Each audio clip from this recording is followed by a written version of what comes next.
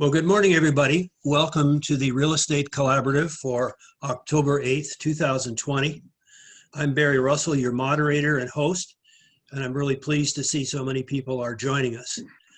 We have an excellent panel discussion for the first part of our program this morning, followed by an interview with somebody you're going to find very valuable to your business from the credit repair field. I first would like to express appreciation and introduce our sponsors who make this program possible. I'd like to start off by introducing our premier sponsors for the Real Estate Collab. Are we going to go in reverse order? I guess we will.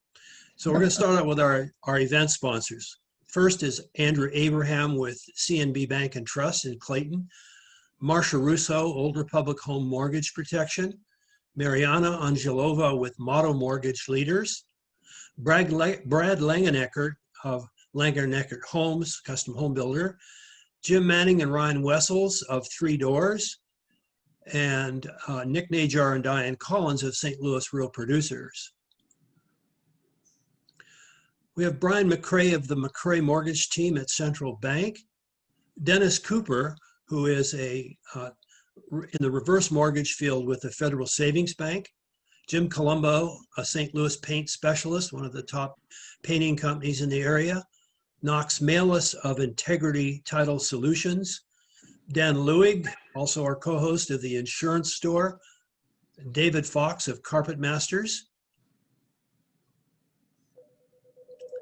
Andy Hickson of Executive Financial Group, an independent insurance broker, mortgage professional Nathan Kirpin of Benchmark Mortgage, Denise Reed of Paget Business Solutions, Small Business Services, Jeanette Neely, Nothing Bundt Cake of Gourmet Gifts, Troy Pieper of State Farm Insurance, part of the State Farm Insurance Program, Don Thurman with Concert Homes, a home builder in subdivisions. And then we have Deborah Russell, ID Shield and Legal Shield, and myself and Rod Hamilton with Short Sale Specialists. I'd like to move next to the premier sponsors, if we could, Dan, and start with them as well. It's a great idea, Barry. We may have to go backwards through this whole thing. Give everybody a second chance to see people.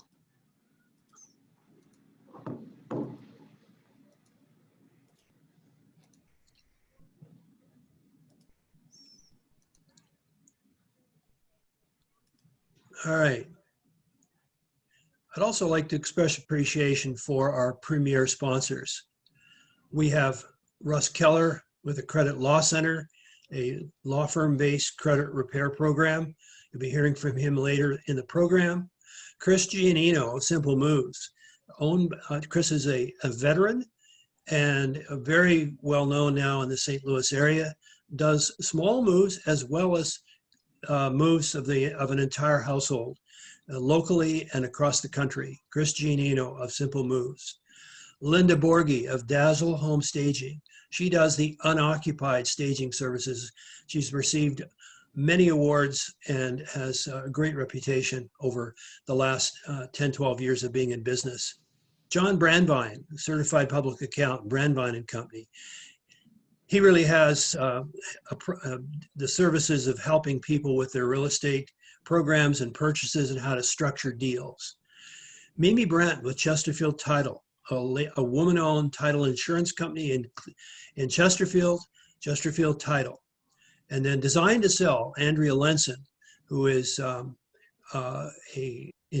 occupied staging service provider. She's been in the business for about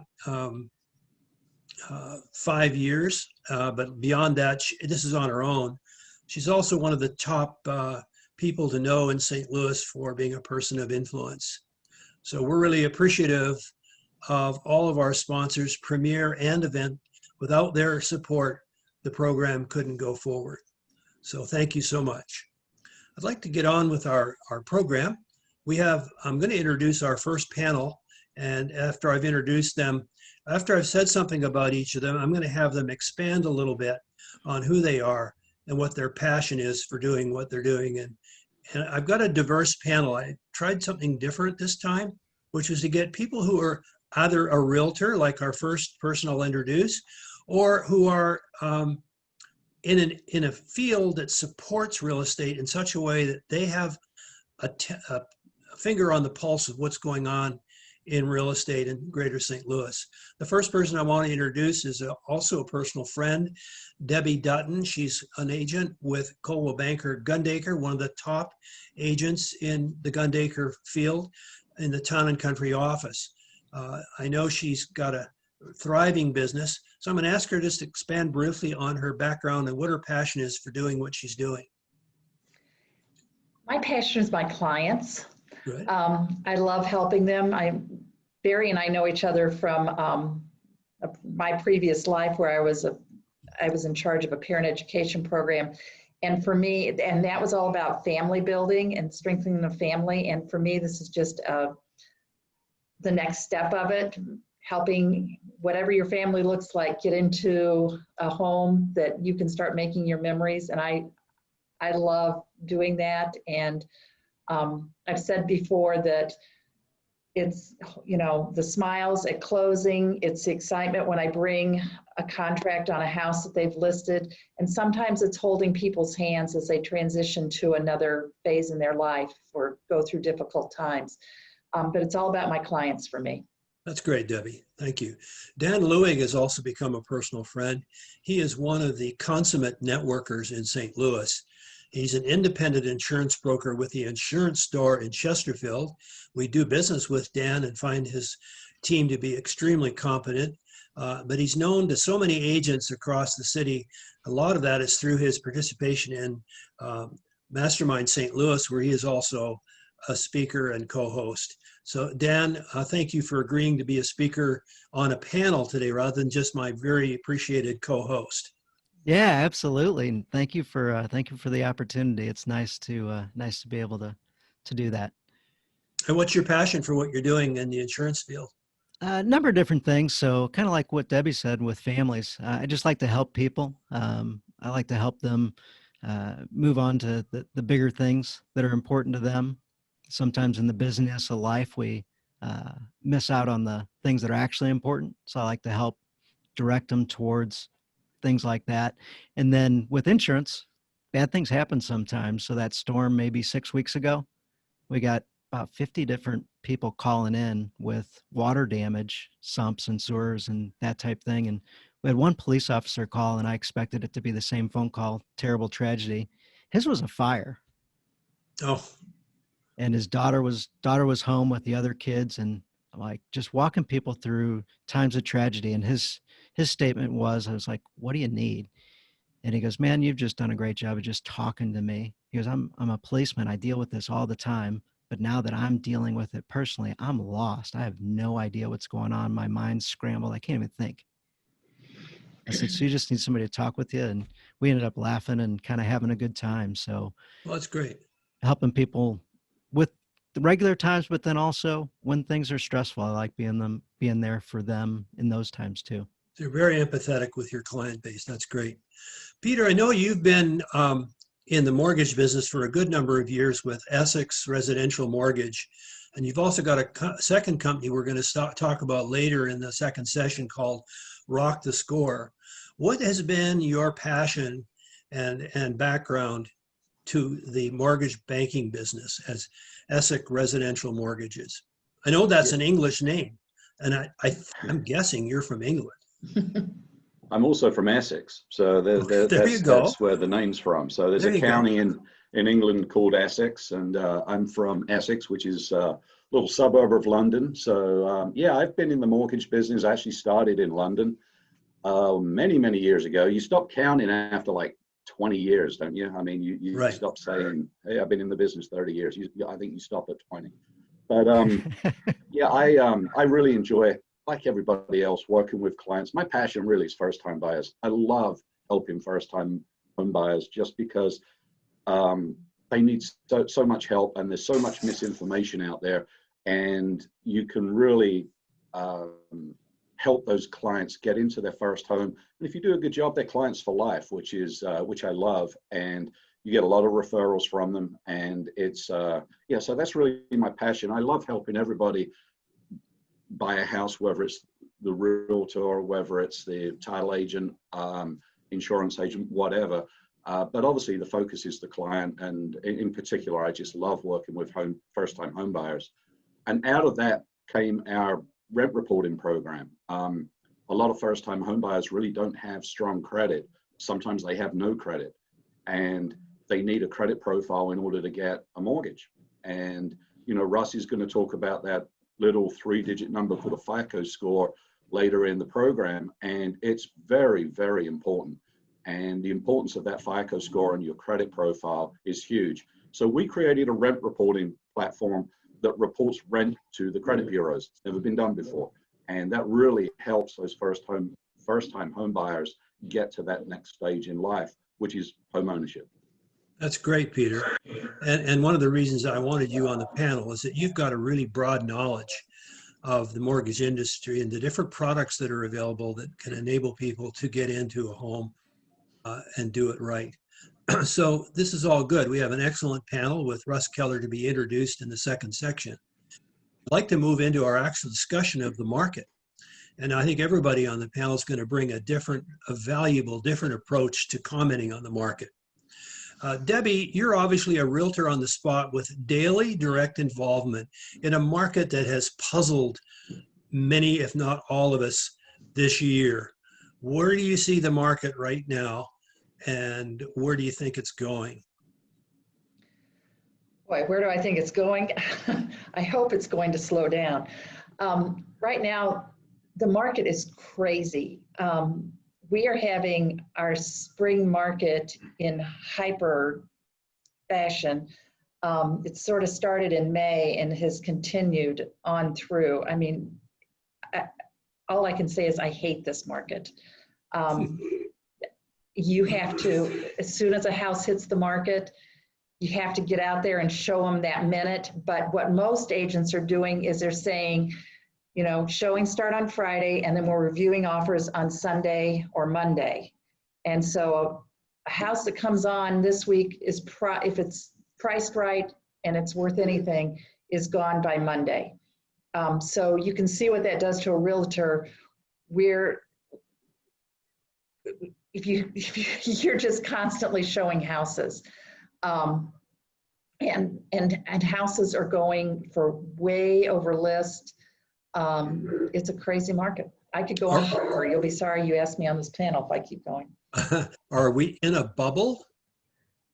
Well, that kind of worries me, actually. You know, back in March and April, if you would have asked me then, I would have said, well, I think I've sold my last house in 2020. COVID has killed it. And then it took off, and people, so I think, I mean, I'm just guessing, but from what I'm hearing people say and just being out there, sellers are afraid to put their house on the market because they don't want strangers walking through, and they're afraid that they're not going to sell their house immediately and not have a place to move. So that's leading to record low inventory. And then buyers are tired of their four walls. They've got everybody home and they're needing a bigger house. And it's just all of this stuff together. It's creating havoc. So you're looking at is there a trend that people are moving into the suburbs or even beyond and into larger homes? No, it's a mixture. Okay. The city is really hot. It just depends on your client, you know, on who your clients are. First-time home buyers, the young demographics, they want to be more in the city. Once they start having families, they tend to move out. So kind of in St. Louis for the past several years, that upper market has been a little bit slower. But yeah, we're seeing, I put a $700,000 house on the market a couple weeks ago, And I don't set mine up for multiple offers. And the reason is a lot of times multiple offers fall through and then you're back on the market. I talk to my clients about what we really want is a good, solid buyer. But anyway, put it out there, and we ended up with multiple offers anyway. It sort of surprised me because it was a higher priced home for the area, but it went. It's nuts.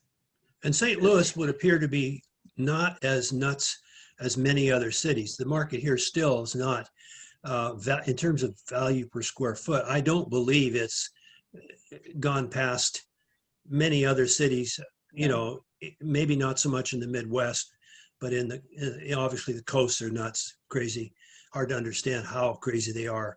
But in St. Louis, it's still higher, and listening to you, I feel kind of like there's a little bit of a bubble, maybe in certain areas and certain product types. Dan, what are you finding? And you're talking to an awful lot of realtors because they are the ones that are referring you and interacting with you, and you've developed a great network. So what do you think is the situation with the market right now? There's a lot, Barry, so just cut me off whenever you feel like it. Okay. So irrational exuberance is something that's out there all over the place.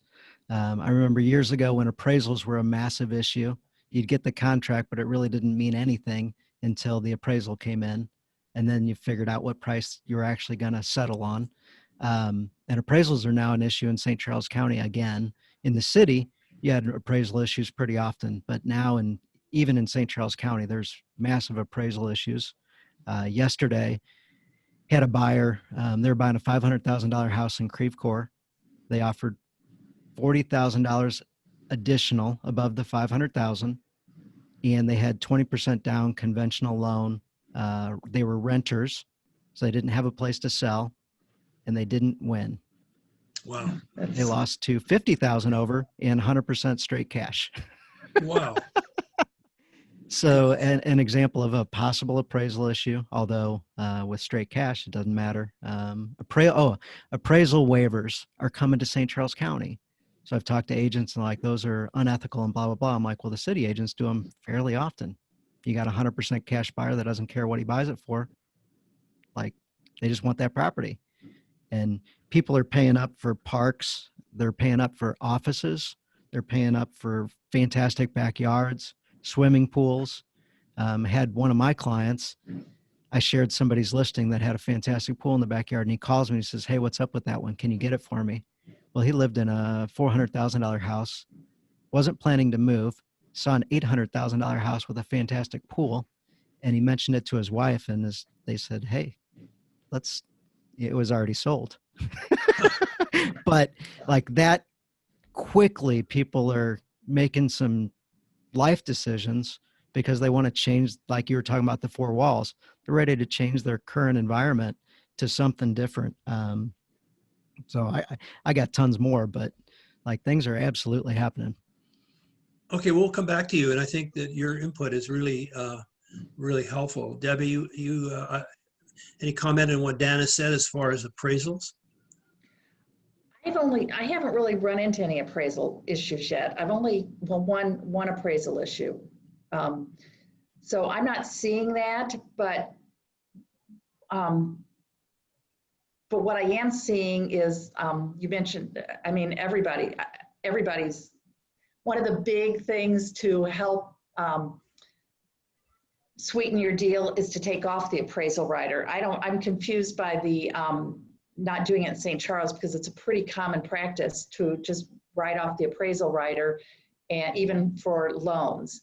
But that comes into some problems. So you need to be really sure that your buyer can do it without the appraisal writer, because they have to come up with the extra cash in order to do that. There you go. So it's not something you do lighthearted. Okay. Right. Peter, you really are where the deal often flies or dies in terms of, if it's not an all cash deal, yours is you deliver the money for the majority of the purchase. And so what are you observing, and what are some of the issues that are happening as a result of this market that has been so unpredictable? Well, it's pretty much the same as, the last two comments. I had a first-time home buyer go in and at a $225,000 home, she went in, 20,000 over, one of 19 offers, and she didn't get the deal. And I said to her, congratulations, you don't want to do that. You can't be the highest price house on the block every time. There's consequences with that. So sometimes it's okay to lose a deal just to get the deal that's really right for you. So I'm really not seeing too many appraisal waivers on contracts. I'm really not seeing that. But think about this, like Debbie said, if you don't put an appraisal rider on your sales contract, as a buyer, you still need to be strong enough in order to get approved for the loan. So, if you're writing if you're waiving your appraisal rights, you still have to have the cash in the bank. So there's really another safety net for the buyer if you think about it, because as a lender, if they don't have another $15,000, $10,000, $5,000 in the bank, whatever the number is, I can't approve them. So, to me, the appraisal waiver rider thing is a moot point, because if they don't have the cash to close, I can't approve them for the loan anyway. So that part of it doesn't really make that much sense to me. The other thing that I think is interesting that's coming out of COVID, which is kind of out of the box a little bit, is some of these high priced areas, the coast areas and, the big cities, a lot of people are working from home. It doesn't really matter where they live anymore. And I think there may be an unintended consequence of all of this, is some of the Midwest markets may actually profit from this, because you may get people from Chicago or California or the East Coast or Dallas or wherever relocating to a more competitive priced area because they're working from home anyway. They don't need to travel to their office anymore. So there may be a knock-on effect and an unintended consequence that we're not really thinking about here. And we've had a couple of those happen already. So that's kind of interesting. Peter, are you seeing any change in the mix of the type of loans that you're doing, as like FHA versus conventional? Well, we are mainly doing conventional lending. FHA lending prior to COVID was wide open. Many lenders could go down to a 580 credit score with no problem at all, still get the loan approved. That's changed. So since COVID has happened, many lenders now require a 620 credit score, some a 640 credit score, some a 660 credit score. So that credit profile expectation has increased because of the market. So consequently, and again, I'm gonna, you've got a great guest coming up in Russ Keller. That credit profile is very, very important because of that. A lot of first-time homebuyers like that FHA loan, 3.5% down, lower credit score. Well, it's not so low anymore. The standards have increased on that. So that's one of the things that's come out of this COVID thing is, people with marginal credit just don't qualify anymore. Unlike the previous major crash where anybody who could fog a mirror could get a loan until the crash occurred. So we're not feeding into from that aspect, we're not feeding into a potential crash here. No, I don't think so. And that market is totally different to this market. That market had an abundance of inventory, had a ton of builders building first-time homebuyer properties that just kept moving out and out and out into the suburbs and and even further. We have a totally different market to that. So I'm not suggesting a bubble here, but I do think we need a correction at some point. As I said earlier, you cannot be the highest priced house on the block every time. That has to come with consequences. So trees don't grow to the sky. No. What about forbearance? What is the impact of that going to become as forbearances are now due coming up maybe the first of the year? When is it that they're going to be due? Is it different times, or is it all about the end of the year that all of a sudden reality will set in? It's all about the servicer. It's all about the lender that holds that mortgage. We are seeing a lot of different rules, a lot of different standards. You can't paint everybody with a broad brush here. We are seeing a lot of refinances going on right now for obvious reasons. Interest rates have never been better. And consequently, I think they'll get a little bit better going into 2021. I think that we're in this market for a while, which is great news for buyers. Good news for the market. We just need more inventory and a more balanced market. But the people that are refinancing, that are in forbearance, typically cannot refinance until they bring that forbearance current. So you have to pay the piper at some point. And again, different banks have different rules, and we're learning as we go. That's all I can say about that, really. It's everybody has different standards and different rules. Could it precipitate a pause in the market or a drop in the first quarter of next year if there's too many banks that are demanding that they be paid what's owed? Or is there just such a demand that it'll just be, hey, great, more inventory, somebody has to sell?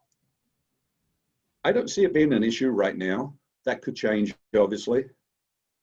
There are a lot of people in forbearance. There's even more that are not. So I think that we haven't been hit as hard as we thought we were going to get hit when this started. Like Debbie said, in the spring, I'm like, oh my gosh, what are we going to do? What's this year going to look like? I didn't think that we were going to have the most stress in our life and the best year of our life all in the same year. Yeah. I mean, it's just crazy times. I know in the short sale business, it hasn't affected that yet, but there are other people that we talk to periodically, my associate Rod and I, around the different parts of St. Louis and the country, who are saying they think there's going to be people that have financed up anyways too high, who are going to be precipitated into a problem. But we'll just have to wait and see, because I don't know that really we have any for sure evidence with that. Okay, anybody want to add a comment further on the market that would pull things further together? Yeah, so one additional thing, I talked about the entry level of the market, the first time home buyer. There's also stuff going on the top end of the market, in the high end. Jumbo mortgages have changed significantly this year, with the phasing out of the LIBOR index, which $1.3 trillion worldwide has a LIBOR index. It's the London Interbank Offered Rate. Most of that debt is mortgage related, and LIBOR is being phased out in 2021. So a lot of banks are not even using that LIBOR index anymore. And what that has done to interest rates in the jumbo arena has been significant.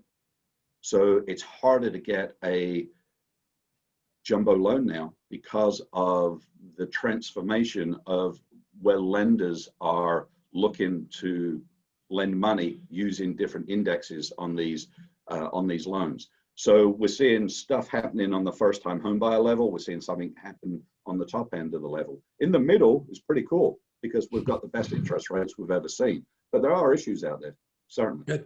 That's helpful. Dan, you want to throw anything? Yeah. So kind of what Peter was saying, yes and yes. And then in that middle section, we might see some things affecting them there. So low income has high unemployment. So when you think about income scales in that range, there's high unemployment there. In the higher incomes, employment's still pretty good. People that are making a decent living are making a decent living. That may creep. So we may start seeing more middle and upper income people's jobs being affected. I know people that I personally know have lost jobs and they're like, I don't know what to do. I've been doing this for a while and all of a sudden I was not planning on being laid off and I am. So we may see that creep in.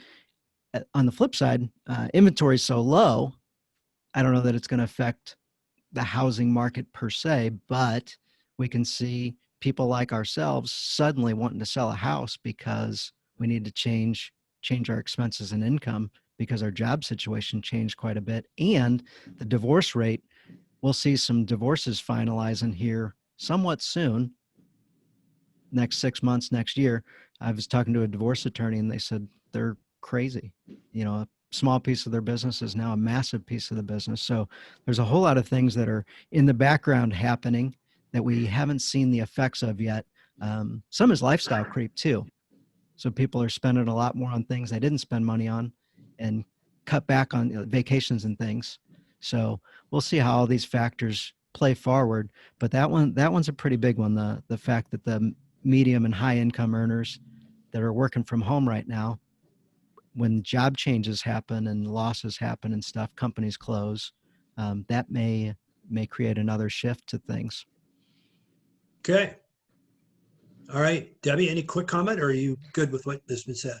All I would add is that, and we are all, of course, dealing with our own clientele and who we work with, so it's going to be different from all of us. But early on, what I saw was a lot of my clients pulling back because they were scared about their employment and their future.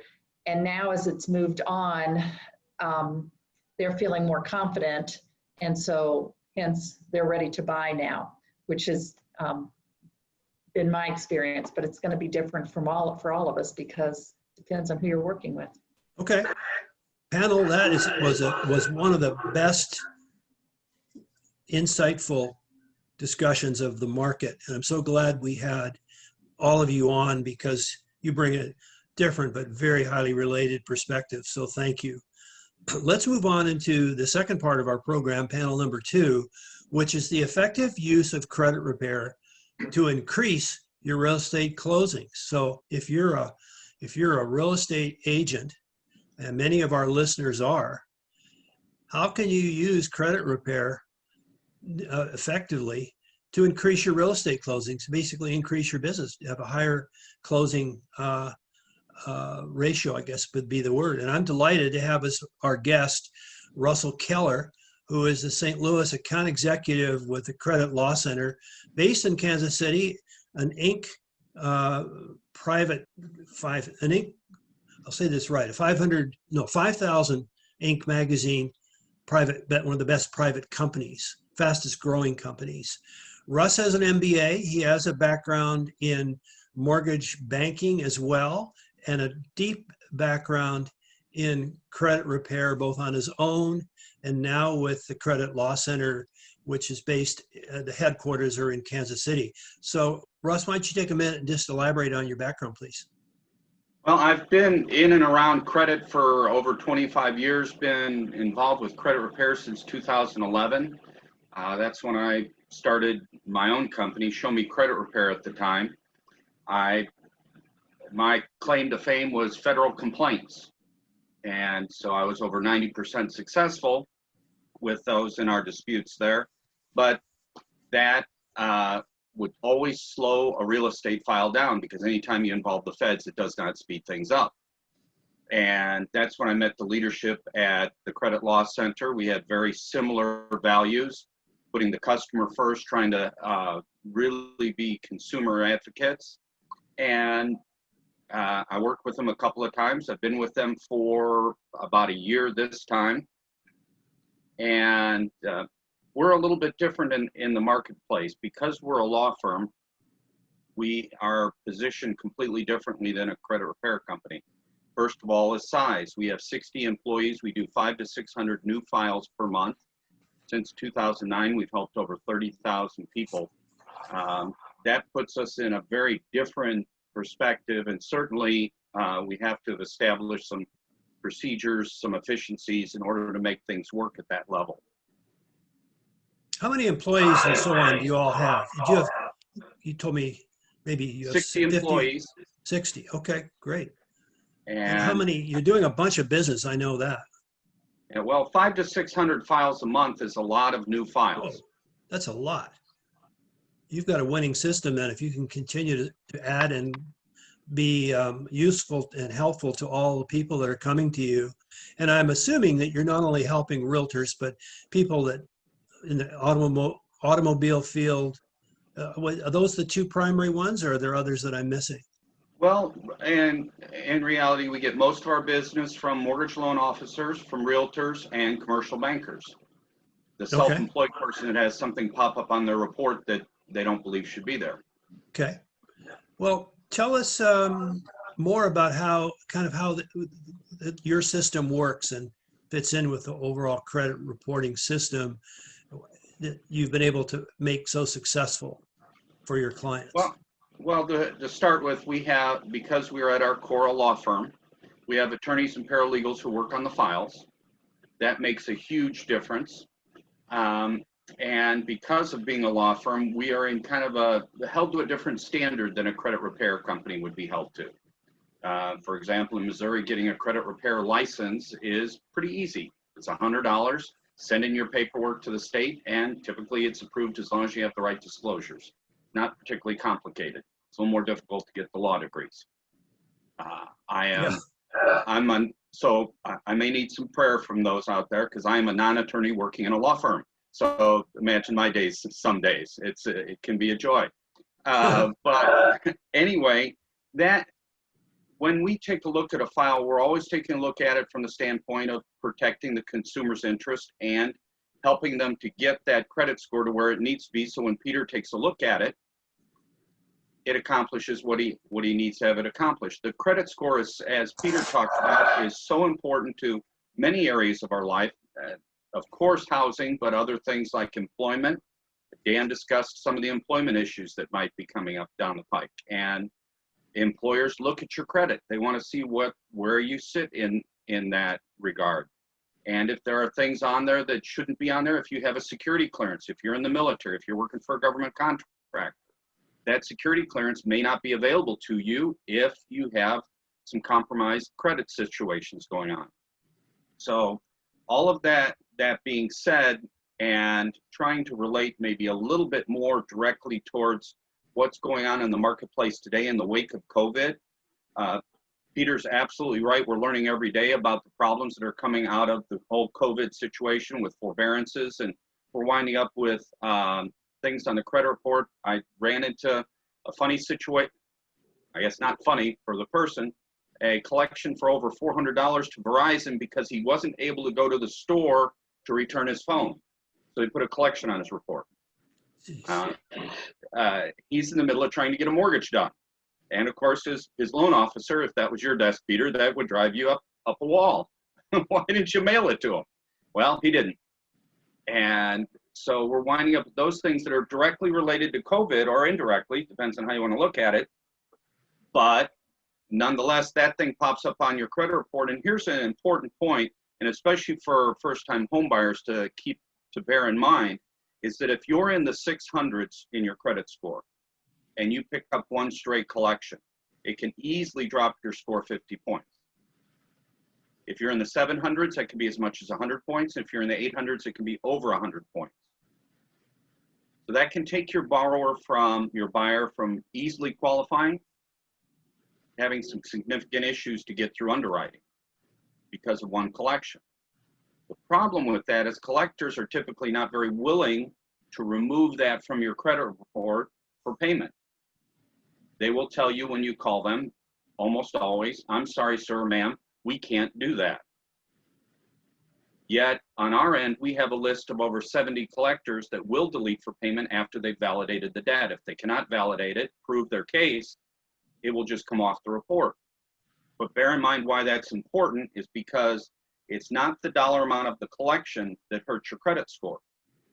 That's a common misconception. It is the date of last activity. You think about it this way: if you owe Dr. Brown $100 from a 4-year-old bill that is properly dated in 2016, I think Peter can agree that that alone will not keep somebody from getting a mortgage. But what if the collector makes a mistake and it's dated in September of 2020? That's a different situation. On the credit report, that's scored differently, completely differently. That is a current today problem. that's not old news as the dated in 2016. And I can pick up a credit report, and if someone has a half a dozen or 10 collections on their credit report, we'll see half of them or more, as much as 80% of them, misdated that way and artificially suppressing the score. Oh. So getting that off the report is key. So why will they delete it for us and not for the average consumer? It's because of the attorney connection. It's because we have attorneys sending letters to the collectors from the law offices of, that makes the difference. That's why those collectors have made those kind of agreements with us. So for myself, everybody here has said how they love to help the customer. I'm a consumer advocate at heart. The credit reporting system is not fair, it's not accurate. And to most people, it's a mystery. I have people call me up, and Peter's probably seen this as much as anybody besides me here, is they'll call you up and probably say, I have fixed my credit. I settled 5 accounts for less than the full balance, and I am good to go, Peter.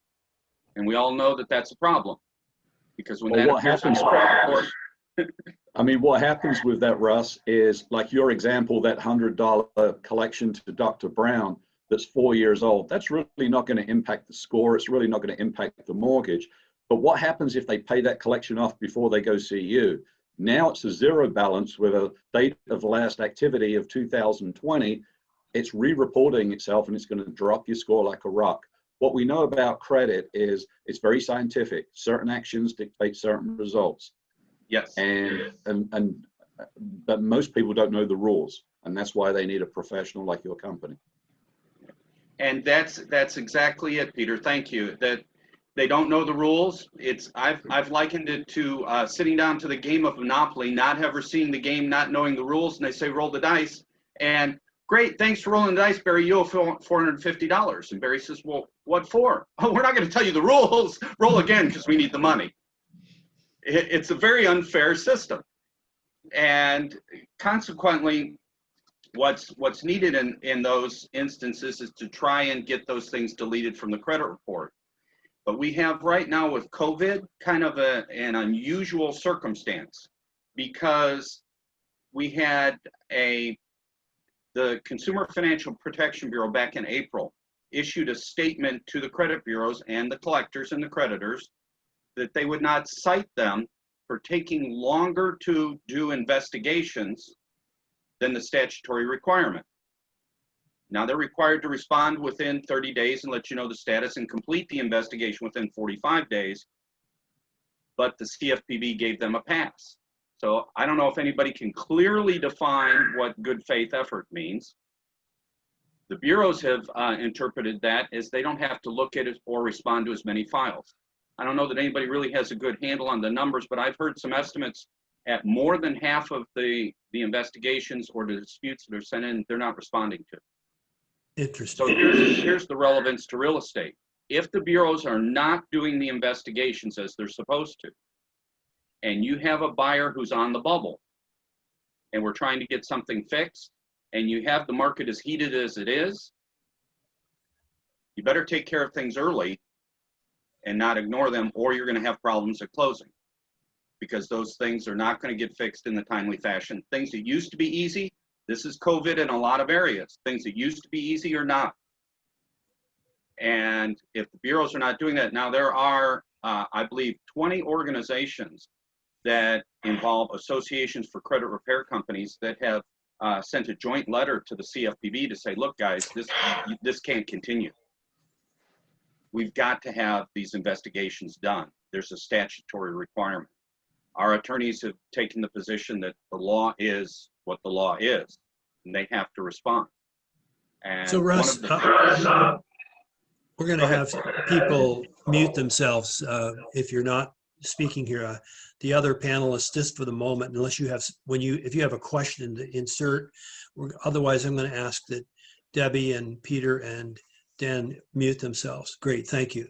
Let's talk about how the methodology of the Credit Law Center overcomes the problems, some of them ethical, of this industry, often fraught with issues. Because I know we've all heard horror stories about credit repair and or debt settlement company. So why don't you, if I know you've touched on it, but could you give us a quick summary?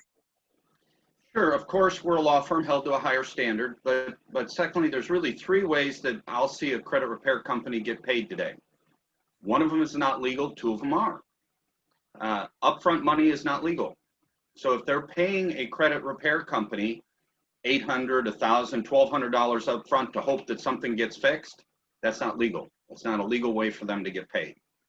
The other two methods are there's a monthly method, and anywhere from $100 to $150 a month, the consumer will pay and the credit repair company will work on their credit. Well, if that credit repair company makes more money by your buyer paying longer, what's their incentive to do it quicker? None.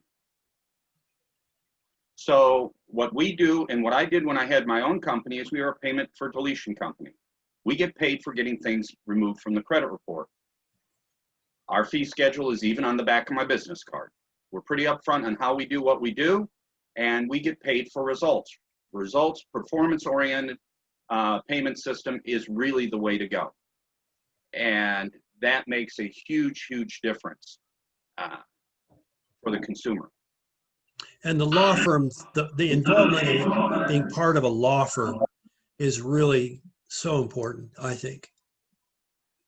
The attorneys that we have do an amazing job. It is, from what my observation in the industry, it's unusual for attorneys to be really good at debtors' rights. Ours are excellent. They do a phenomenal job. And that brings in another real important point. If there is a creditor or collector that is violating the consumer's rights, violating federal statutes, our attorneys can seek restitution for the consumer. I just had one where there was a $5,000 collection on his credit report. The collector was very aggressive, violated federal statutes. Our attorneys went after him. The debt goes away, and our client got paid $1,000 for their trouble. That's great. You've told me about that before. I think that's a terrific feature that really gives your clients kind of an ace in the hole. Without the attorneys, that just is not possible. Right.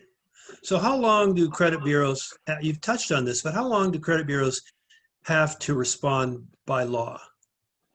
Technically, by law, they have, from the time they receive a letter, they have 30 days to investigate and respond and at least give you your status. They have a total of 45 days to complete the investigation and make any necessary corrections or not. But if we're down to the wire, as one client got sent to me, and I have to say this was not Peter's office, just to make sure, that she was told the week before closing that she was 2 points short of qualifying for FHA loan. And she couldn't have the house. Single mom, couple of kids. And we were able to get it turned around and adjust the amounts that were on her credit report, do a credit supplement, a rapid rescore. She did qualify and she did close. But for a single mom, and if you think about the problem that creates for the consumer, just to say that doesn't quite cover the problem. You have a single mom who's told her landlord she's moving, put down money for earnest money. She's paid for inspections, appraisal. She's money out. Single mom with a couple of kids and nowhere to go. That's a big problem. Sure. This kind of leads us into I don't know if there's any typical client, probably isn't, but there might be. And the timeline, I'm sure often have situations that come to you where people, either a mortgage banker or a realtor says, here's my client's situation. Can you save the deal? What is it? Well, of course, this is very situational. And it depends on what's on the credit report in particular and what we're trying to fix. Sometimes if it is a single collection that has just popped up on the credit report and dropped their score 50 or 100 points, and we need to try to get a pay for deletion done and get that off the credit report quickly, do a credit supplement and a rapid rescore, oftentimes we can do that fairly fast, especially with the cooperation of the mortgage company. But if it's a deeper problem, a longer problem, then we should have thought about this beforehand. And I touched on this a little bit ago, that FICO is kind enough to let collectors know when you've had a mortgage credit pull. so that they can scour their databases and look for one stray collection for your buyer to send them a dunning letter or a 30-day FDCPA notice, so that will go on the credit report and drop the score if they ignore it. Your buyers don't know that they have to bring something to you if they get it in the mail on credit.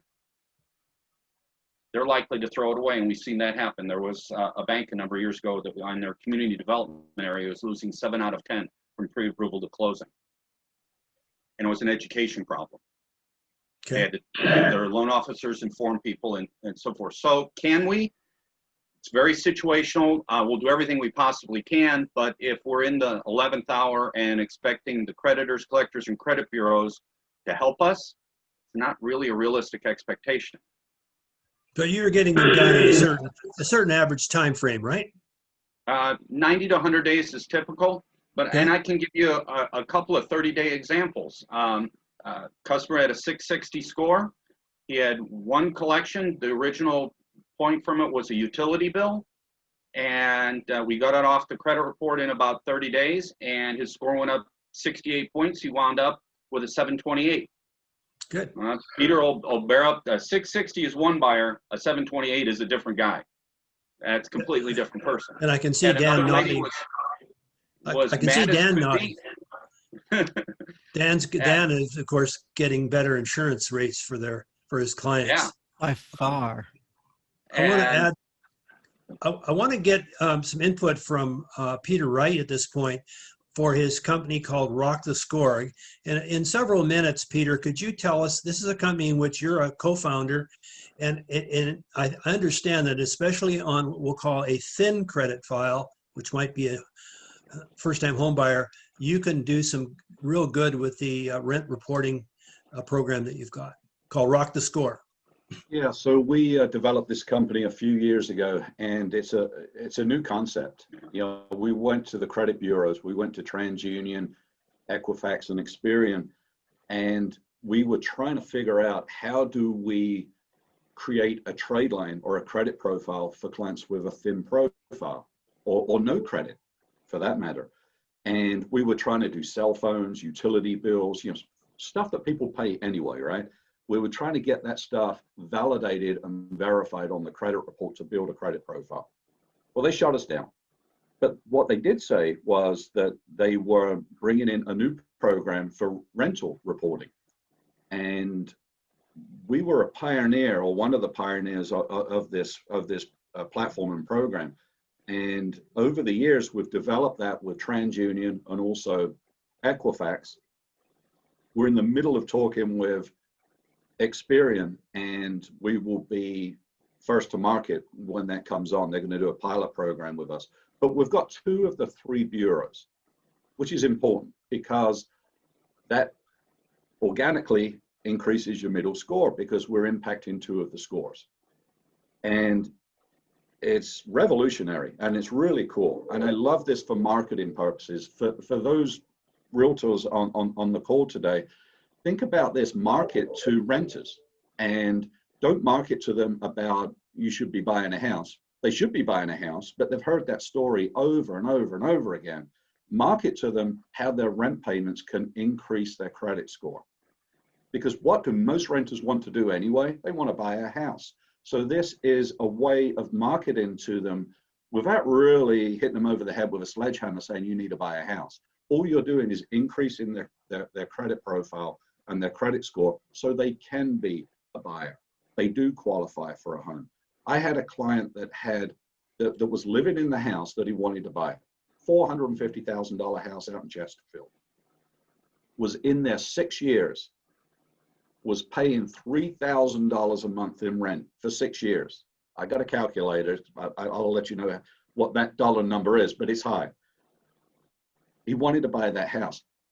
He was a ghost. He had no credit at all, none. Didn't have a car loan, didn't have a credit card, didn't have anything. We added rent to his credit as a trade line, and we can go back 2 years, which is really important.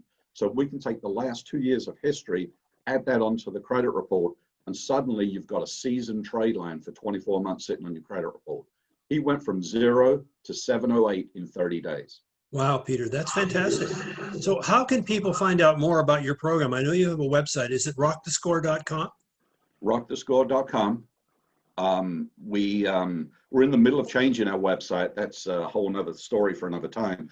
But yes, the website is rockthescore.com. We try to make this as affordable as possible for everybody so that everybody can impact their credit score. And companies like, Russ Keller's company, they do a phenomenal job in deleting things from the credit report, removing derogatory items, which is very important. But you got to add positive stuff too. And what our program does is it adds positive stuff. And think about this. We're not telling them to go out and get a credit card and go deeper into debt. We're not telling them to get a loan. They're paying the rent anyway, so it may as well be reported. And again, adding that 2-year history is key because it adds that seasoned trade line, that 24 months history, literally in about 15 days, and will impact their score in about 30 days. I loved it when I first heard about it, Peter, and I'm so glad that we have you on the program to give us this cameo on the company. We should have you back in the future for a lengthy discussion. Russ, coming back to you now, a couple questions. At what point should your services be sought out, and what leading questions, if any, should realtors ask to enhance your chances of success? Well, you can bring us in right at the beginning, especially when there are any questions about qualification. And a realtor can ask a few additional questions. When was your credit pulled? How old is your pre-approval? Did they just update your pre-approval? Did they re-pull credit? Because, again, if FICO is letting collectors know and collectors are sneaking things onto the credit report while you're trying to purchase a home, you want to make sure that we don't get any surprises. If you do get something like that happening, we can go after that collector and make sure it's a valid debt. If it is, we can pay it and keep it off the credit report. Or if it's not, then it just goes away and the problem is solved. But we don't want it to appear on the credit report. So we will do an evaluation and sit and talk myself or one of my credit advisors and go through line by line if necessary with the credit report, identify the problems. We use a monitoring service, a couple of them today, that for $1, there's a 7-day trial, so it's $1. We can spend 30 minutes an hour on the phone with them. We don't charge for our services. We just need the information on the credit report, and that's what we use the monitoring service for. So you do that at the beginning of Debbie talking to a prospective, particularly first-time home buyer, but anybody. Yes. At the very beginning, where you're at that stage, Debbie, of talking about pre-approval, and I know in our short sale business, it's really important early on. And one of the questions I require a credit report to be pulled on any new short sale client because of things that they've forgotten about, many cases from 2, 3, 4 years ago. And so the importance is for this service you have to be successful for both the realtor and the mortgage lender and any other institution is to get that information as early as possible. Yes. And you're dealing with some collectors that are devious, apparently, and send letters out that don't appear to be collection letters. So people I know from our field are often just putting their heads partially or entirely in the sand and don't want to look at their mail, particularly if it isn't something that they think is positive. You really need them through your introducer to look early and not have a surprise 1 week before closing. The earlier we're involved, the better. If it costs $1, it costs $1 for us to go through the credit report. So it's really at that pre-approval stage. Russ, how can people get a hold of you? I know you've got an email and a phone. Could you give that to the group slowly, please? Sure. My email is Russell K. RUSSELL, 2 S's and 2 L's in Russell. You'll appreciate that, Barry. Thank you. And Russell K at creditlawcenter.com. And my phone number is 314-482-4511. Say that again. 314-482-4511. Terrific. Well, this has been an excellent program today. Hey, Barry, can we ask a quick question of, Sure, go right of ahead. Russell? I think it's a fast answer. How often and what is the best way to check on your credit score? I would advocate for people having some sort of a monitoring service so they could look at it monthly. Now, during COVID, we've been able to look at our credit reports from the 3 repositories every day, pretty much, or every week. But on a normal basis, the bureaus are required to give you a copy of your report once a year. My suggestion at the bare minimum, that you pull one report every 4 months. That way you're always looking at one of them. If you're not doing anything else, at least do that. It's free. Go through the report. Anything that you don't recognize, then you should question. Very good. Which is the free service that you go through? Annualcreditreport.com. There we go. Or an alternate way, Barry, you guys have a great program. I know I'm a client of yours with ID Shield. So Yeah, ID Shield, which is from the Legal Shield family of services, which will be monitoring your whole credit sort of profile and identity theft issues that are needing to be caught early. So if you want to call or if you want to send an email to myshieldinfo, that's myshieldinfo@gmail.com, we can, Deborah can send you information on ID Shield's excellent identity theft program.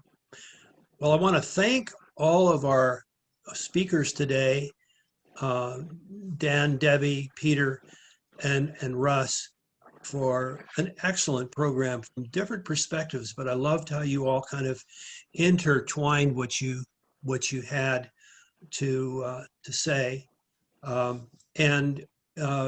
This is a program that has been recorded, and typically within the week, you will find it on our therealestatecollaborative.com website. So you have to have the in front of realestatecollaborative.com website. And we will be in touch with you about our program. I believe it's the November the 10th.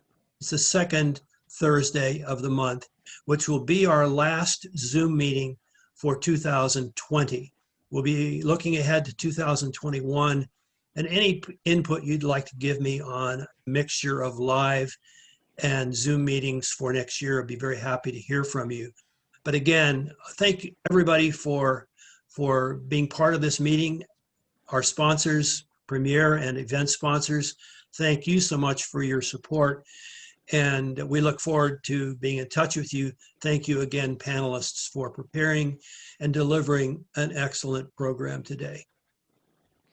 thank you, Barry. Goodbye, everybody. Thank you, Barry. Bye. Thanks, Barry. Thanks, Thanks, Debbie. everybody. Thank you, Peter.